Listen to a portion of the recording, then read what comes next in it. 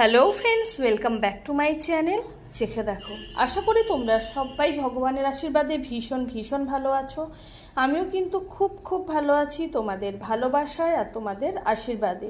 আমি শতাব্দী চলে এসেছি আজকের আবারও স্পাইসি চিকেনের একেবারে ইউনিক স্টাইল একটা রেসিপি তোমাদের সঙ্গে শেয়ার করার জন্য। চিকেনের বিভিন্ন ধরনের রেসিপি তোমাদের সঙ্গে শেয়ার করেছি আগে, ভবিষ্যতেও করতে থাকবো। তো আজকের কি বানাবো সেটা তো তোমরা টাইটেল আর থাম্বনেল দেখে বুঝেই গেছো, তাহলে চলো ঝটপট বলে দিতে দেরি না করে। আর হ্যাঁ, আজকের ভিডিওটা কিন্তু স্কিপ না করে পুরোটা দেখার অনুরোধ রইল, কারণ আজকের রেসিপিটা যেহেতু ইউনিক তাই তোমাদের সঙ্গে আমি স্টেপ বাই স্টেপ শেয়ার করে নেব। তাই তোমরা যদি ভিডিওটা কোনো কারণে স্কিপ করো তাহলে অনেক কিছু স্টেপ স্কিপ করতে পারো, তার ফলে তোমরা যখন রেসিপিটা বাড়িতে ট্রাই করবে তোমাদের প্রবলেম হতে পারে। তাহলে চলো ঝটপট বলে দিই দেরি না করে। আজকের আমি বানাবো চিকেন মালাইকারি উইথ পটেটো। তো চিকেন মালাইকারি উইথ পটেটো বানানোর জন্য আমি এখানে চিকেন নিয়েছি। চিকেনটাকে ধুয়ে একটা ঝুড়ির মধ্যে রেখে দিয়েছি যাতে করে জলটা বেরিয়ে যায় যেটুকু রয়েছে।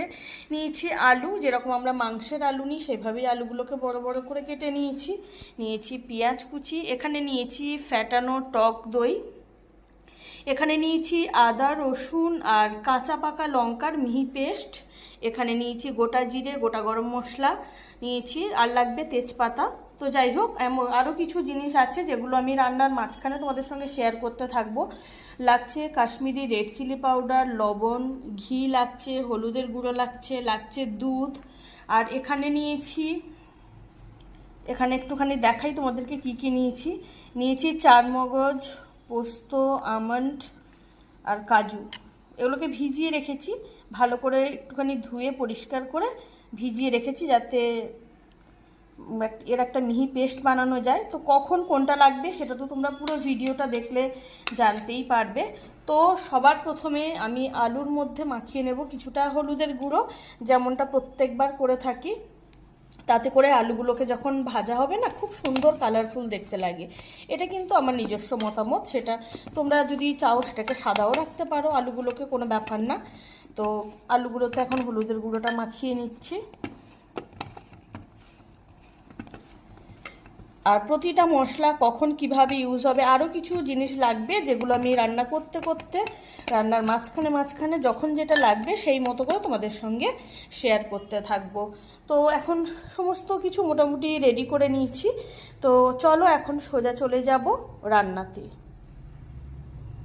তো বন্ধুরা, আছে কড়াই বসিয়ে দিয়েছি, কড়াইতে দিয়ে দিচ্ছি সর্ষের তেল। তবে এই রান্নাটার ক্ষেত্রে কিন্তু কোনো বাধ্যবাধকতা নেই, যে কোনো তেল দিতে পারো, তবে তেলের পরিমাণ খুব বেশি দেওয়া যাবে না, কারণ যেহেতু টক দই রয়েছে আর বাদাম রয়েছে, কাজু আমন্ড এগুলো তো রয়েইছে। তো সবার প্রথমে সর্ষের তেলটাকে, আমি এখানে সর্ষের তেলের ব্যবহার করছি। তেলটার কোনো যেরকম খুশি তেল তোমরা দিতে পারো, রিফাইন তেলও ইউজ করতে পারো।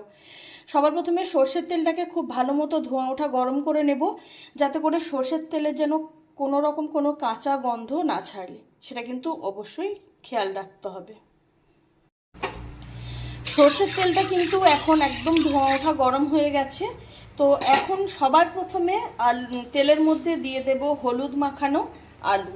আর আলুগুলোকে কিন্তু তোমরা যেরকম তরকারির আলু ভাজা পছন্দ করো সেরকম করে নেবে। আমি কিন্তু হালকা বাদামি কালার করে ভেজে নেব। আমি আলু কিন্তু একদম ডার্ক ব্রাউন করে কখনোই ভাজি না, তাতে মনে হয় আলুর টেস্ট নষ্ট হয়, সেটা আমার নিজস্ব চিন্তাভাবনা। তোমরা আলুগুলোকে যেভাবে ভাজো সেভাবে সুন্দর করে ভেজে নিতে হবে, একদম ডুবো তেলে ভেজে নিতে হবে। আলুগুলো কিন্তু আমি এখন খুব ভালো করে ভেজে নিয়েছি, হালকা বাদামি কালার করে ভেজে নিয়েছি। আলুগুলোকে একটু কাছ থেকে দেখালে হয়তো বুঝতে পারবে, খুব সুন্দর করে ভেজে নিয়েছি। এর থেকে কড়া যেহেতু আমি ভাজি না, তাই আলুগুলোকে যতটা সম্ভব তেল ঝরিয়ে একটা ঝাঁঝরি হাতার সাহায্যে তুলে নিচ্ছি।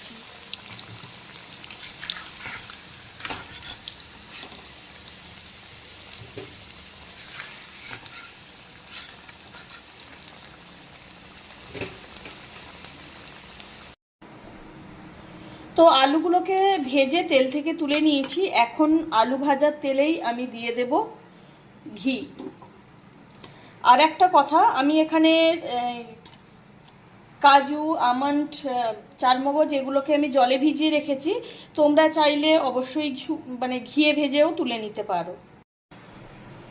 দিয়ে দিলাম ঘি। আমি এখানে একটা বড় টেবিল চামচের 1 চামচ মতো ঘি দিয়ে দিলাম। এখন আমি সর্ষের তেল আর ঘিয়ের মধ্যে দিয়ে দেব গোটা গরম মশলা, তেজপাতা, গোটা জিরে আর একটা গোটা সমেত শুকনো লঙ্কা ফোড়ন। সবার প্রথমে এই ফোড়নগুলোকে ভাজা ভাজা করে নেব।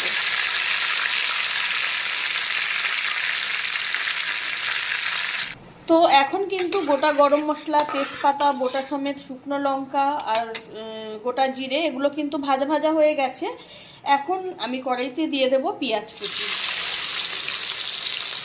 সবার প্রথমে বেশ কিছুক্ষণ সময় নিয়ে লো টু মিডিয়াম আঁচে অল্টারনেট করে করে পেঁয়াজ কুচিটাকে হালকা বাদামি কালার করে ভেজে নিতে হবে, যাতে করে পেঁয়াজের যে একটা নিজস্ব কাঁচা গন্ধ সেটা পুরোপুরি চলে যায় আর ভাজা পেঁয়াজের একটা অপূর্ব স্মেল ছাড়তে শুরু করে। আর আঁচটা কিন্তু অবশ্যই খেয়াল রাখতে হবে, আঁচটা যদি এখনই ফুল ফ্লেমে করে দিই তাতে করে পেঁয়াজটা ভাজা ভাজা হওয়ার আগে কিন্তু পেঁয়াজগুলো পুড়ে যেতে পারে। এখন কিন্তু প্রায় 4-5 মিনিট সময় নিয়ে পেঁয়াজ কুচিগুলোকে হালকা বাদামি কালার করে ভেজে নিয়েছি। এখন ভাজা পেঁয়াজের অপূর্ব একটা স্মেল ছাড়ছে আর পেঁয়াজের থেকে কাঁচা গন্ধ কিন্তু একদম চলে গেছে। তো এই পর্যায়ে আমি দিয়ে দেব আদা, রসুন আর কাঁচা লঙ্কার মিহি পেস্ট। আমি এখানে ঝালের জন্য কিন্তু কাঁচা লঙ্কার ব্যবহার করেছি। আর দিয়ে দেব লবণ, হলুদ, কাশ্মীরি রেড চিলি পাউডার আর টেস্টের জন্য খুব সামান্য পরিমাণ চিনি, যেটা পুরো মশলাটাকে ব্যালেন্স করবে। এখন বেশ কিছুক্ষণ সময় নিয়ে লো টু মিডিয়াম আঁচে অল্টারনেট করে করে সবার প্রথমে এই মশলাগুলোকে কষিয়ে একদম ভাজা ভাজা করে নিতে হবে, মশলার চারদিক থেকে তেল ছাড়া পর্যন্ত আর মশলার থেকে সমস্ত কাঁচা গন্ধ একেবারে চলে যাওয়া পর্যন্ত। আর এখন যদি আঁচটা ফুল ফ্লেমে করে দিই তাতে করে মশলাটা কষানোর আগে মশলাটা পুড়ে যেতে পারে আর কাঁচা গন্ধটাও থেকে যেতে পারে, সেক্ষেত্রে খেতে কিন্তু একদমই ভালো লাগবে না। তো যে কারণে আর আমরা যারা রান্না করি সবাই মোটামুটি জানি যে যে কোনো রান্নার ক্ষেত্রে মশলা কষানোটা একটা ইম্পর্টেন্ট পার্ট। তো সবার প্রথমে তাহলে মশলাটাকে একদম খুব ভালো মতো করে কষিয়ে নিচ্ছি।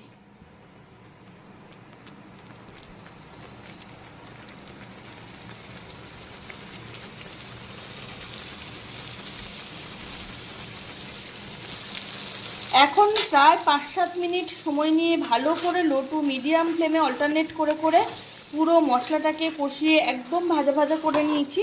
সেটা তোমরা মশলার কালার দেখে বা মশলার চারদিক থেকে তেল ছাড়া দেখে সেটা বুঝতেই পারছো। আর মশলা খুব ভালো মতো কষানো হয়ে গেলে মশলার উপরে কিন্তু তেলটা উঠে আসে, সেটা আমরা সবাই জানি। তো এখন আমি এই কষানো মশলার মধ্যে দিয়ে দেব ফ্যাটানো টক দই। টক দইটাকে দেওয়ার পরে আমি বেশ কিছুক্ষণ টক দইটাকেও সমস্ত মশলার সঙ্গে ভালো করে কষিয়ে নেব।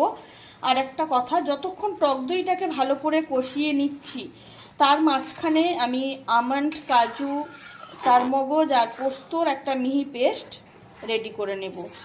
আর আঁচটা কিন্তু অবশ্যই লো টু মিডিয়াম আঁচে রেখে ফ্যাটানো টক দইটাকে ভালো করে কষিয়ে নেব।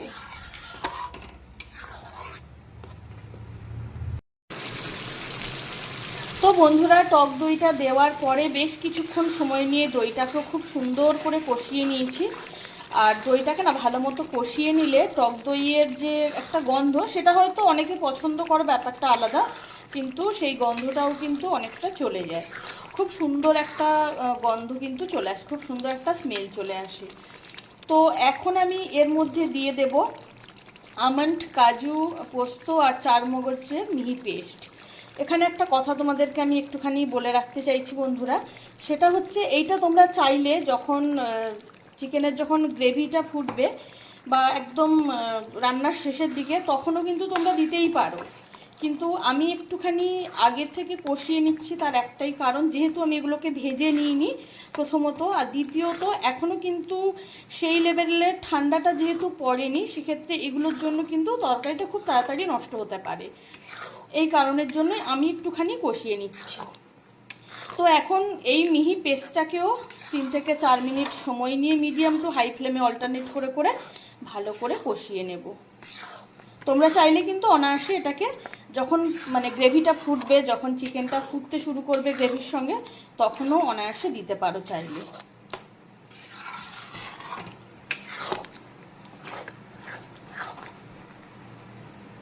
বন্ধুরা, কাজু, আমন্ড, পোস্ত আর চারমগজের মিহি পেস্টটা দেওয়ার পরেও প্রায় আমি 4-5 মিনিট সময় নিয়ে ভালো করে কষিয়ে নিয়েছি, যাতে করে এইগুলোর যে একটা নিজস্ব গন্ধ সেটাও যাতে চলে যায়।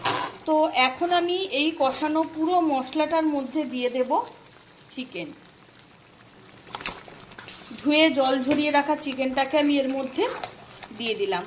এখন সবার প্রথমে লো টু মিডিয়াম আঁচে অল্টারনেট করে করে চিকেনটাকে খুব ভালো করে সমস্ত মশলার সঙ্গে আগে মিক্সড করে নেব। এইভাবে খুব সুন্দর করে আগে মিক্সড করে নিতে হবে, যাতে মশলার সঙ্গে চিকেনটা খুব ভালো মতো প্রথমে মিশে যায়, বা মানে কি বলবো, মেশানো হয় আর কি। আর আঁচটা কিন্তু এখনই মিডিয়াম টু হাই ফ্লেম বা হাই ফ্লেম করব না, এখন একটুখানি অল্টারনেট করে করে আগে খুব ভালো করে এভাবে মিক্সড করে নিতে হবে, যাতে চিকেনের গায়ে খুব ভালোভাবে মশলাটা লেগে যায়।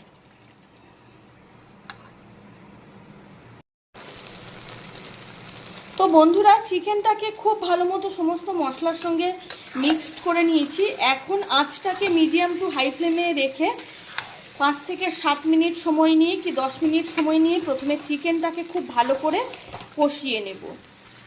আঁচটা কিন্তু একদমই ফুল ফ্লেমে রেখে দেব না, তাতে করে চিকেনটা ভালো মতো কষানোর আগে পুড়ে যেতে পারে, সেটা কিন্তু আমাদেরকে অবশ্যই খেয়াল রাখতে হবে।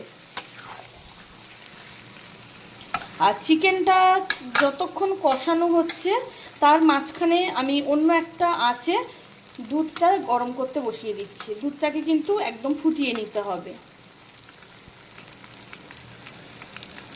তো বন্ধুরা, চিকেনটাকে মিডিয়াম টু হাই ফ্লেমে অল্টারনেট করে করে প্রায় 8 থেকে 10 মিনিট সময় নিয়ে কষিয়ে নিয়েছি খুব সুন্দরভাবে, সেটা তোমরা তো দেখে বুঝতেই পারছো। তো এখন আমি ভেজে রাখা আলুগুলোকে দিয়ে দেব, দিয়ে চিকেন আর সমস্ত মশলার সঙ্গে আবারও প্রায় 10 মিনিট সময় নিয়ে কষিয়ে নেব। আর আঁচটা কিন্তু অবশ্যই মিডিয়াম টু হাই ফ্লেমে অল্টারনেট করে করে রাখতে হবে, যাতে কোনোভাবে মশলাটা পুড়ে না যায়, সেটা আমাদের অবশ্যই খেয়াল রাখতে হবে।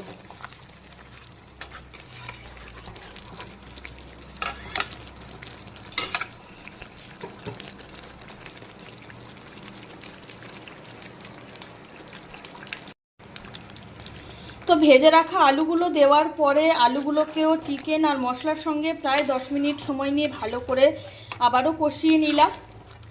আর চিকেনটা তো চিকেন আমরা জানি, চিকেন বা আলু কোনোটাই খুব বেশি সময় লাগে না। ওদিকে কিন্তু দুধটাও গরম হয়ে গেছে, তো আমি এখন দিয়ে দিচ্ছি ফোটানো দুধ। আচ্ছা, এইখানে তোমাদেরকে একটা কথা বলে রাখতে চাই বন্ধুরা, এই রান্নাটাতে কিন্তু জলের ব্যবহার চলবে না। হ্যাঁ, জল তোমরা দিতে পারো, সেক্ষেত্রে যতটা পরিমাণ গ্রেভি দরকার বা জলের দরকার মনে হবে সেই পরিমাণ দুধ আর জল হয় তোমরা হাফ হাফ করে দিতে পারো, আর না হলে পুরোটাই দুধ দিয়ে করতে হবে। আর জলের মানে গ্রেভির পরিমাণটা এমন রাখতে হবে যাতে করে পুরো রান্নাটা কমপ্লিট হতে হতে যাতে গ্রেভিটা একদম গামাখা হয়ে যায়। যেহেতু চিকেন মালাইকারি বানাচ্ছি, সেটা অবশ্যই মাথায় রাখতে হবে, সেটা তো কোনোভাবেই ঝোলঝোল হবে না। তো এখন বাকি রান্নাটা আমি আঁচটাকে একদম ফুল ফ্লেমে করে দিলাম, বাকি রান্নাটা আমি ফুল আঁচে করে নেব, যাতে করে আলু চিকেন খুব ভালো মতো সেদ্ধ হয়, সমস্ত মশলার ফ্লেভার যাতে চিকেনের মধ্যে আলুর মধ্যে ঢোকে সেটা অবশ্যই খেয়াল রাখতে হবে। আর চিকেনের যে ফ্লেভার সেটাও যাতে গ্রেভির সঙ্গে মেশে, তাই আঁচটা ফুল ফ্লেমে করে দিলেও কিন্তু বারবার করে নাড়াচাড়া করতে হবে, যেহেতু এখানে বিভিন্ন ধরনের মশলার পেস্ট রয়েছে, সেগুলো যাতে কড়াইতে কোনোভাবে ধরে না যায় বা পুড়ে না যায়, সেটা কিন্তু অবশ্যই খেয়াল রাখতে হবে। তো বন্ধুরা, এখন আবারও প্রায় ফোটানো দুধটা দেওয়ার পরে আবারও প্রায় 12 থেকে 15 মিনিট সময় লেগে গেল আলু আর চিকেনটা খুব ভালো মতো সেদ্ধ হতে।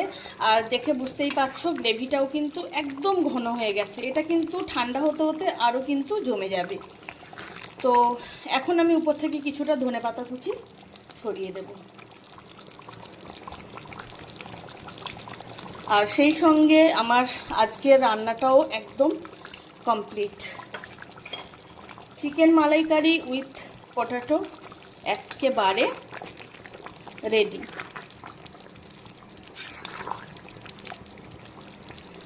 আঁচটা আমি এখন বন্ধ করে দিলাম। এখন একটা বড় ছড়ানো পাত্রে ঢেলে গরম গরম ধোঁয়া ওঠা ভাতের সঙ্গে সার্ভ করে দেব চিকেন মালাইকারি উইথ পটাটো। তাহলে বন্ধুরা, তোমাদের সঙ্গে আজকের চিকেনের ইউনিক স্টাইল একটা রেসিপি শেয়ার করে নিলাম। কেমন লাগলো সেটা তো অবশ্যই কমেন্ট করে জানাতে ভুলো না। খেতে জাস্ট অনবদ্য হয়, যে কারণে তোমাদের সঙ্গে শেয়ার করে নেওয়া। আর এইভাবে চিকেন মালাইকারি বানালে ভাত দিয়ে তো বটেই, রুটি, লুচি, পরোটা, লাচ্চা পরোটা সব কিছুর সঙ্গে, ফ্রাইড রাইস, পোলাও, দুপুর হোক কিংবা রাত, জাস্ট জমে যায়।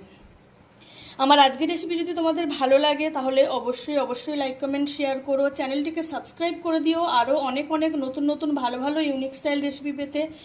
আমার আজকের রেসিপিটা যদি তোমাদের ভালো লেগে থাকে তাহলে অবশ্যই এটা বাড়িতে ট্রাই করার অনুরোধ রইল। আর আমার আজকের রেসিপি যদি ভালো লেগে থাকে তাহলে অবশ্যই চ্যানেলটাকে সাবস্ক্রাইব করে দিও। পাশে থাকা বেল আইকনটি অবশ্যই প্রেস করে দেবে, তাতে করে আমি যখনই কোনো নতুন রান্নার ভিডিও আপলোড করব সবার প্রথমে তোমাদের কাছে নোটিফিকেশান পৌঁছে যায়। চিকেনের হোক বা মাটনের বা মাছ, যা কিছুর হোক, আবারও কোনো নতুন স্বাদের চেষ্টা করব, ইউনিক স্টাইল রেসিপি তোমাদের সঙ্গে শেয়ার করে নেওয়ার। আমার প্রতিনিয়ত টার্গেট থাকে তোমাদের সঙ্গে একটুখানি একঘেয়েমি খাবার থেকে বেরিয়ে একটু নতুনত্ব স্বাদের খোঁজ এনে দেওয়া, তোমাদের মুখের সামনে তুলে ধরা। তো সেটাই আমি করি বা আমার চেষ্টা থাকে। তো যাই হোক, ততক্ষণ সবাই খুব ভালো থেকো, সুস্থ থেকো। দেখা হবে না, কথা হবে পরের ভিডিওতে। এখনকার মতো বিদায়।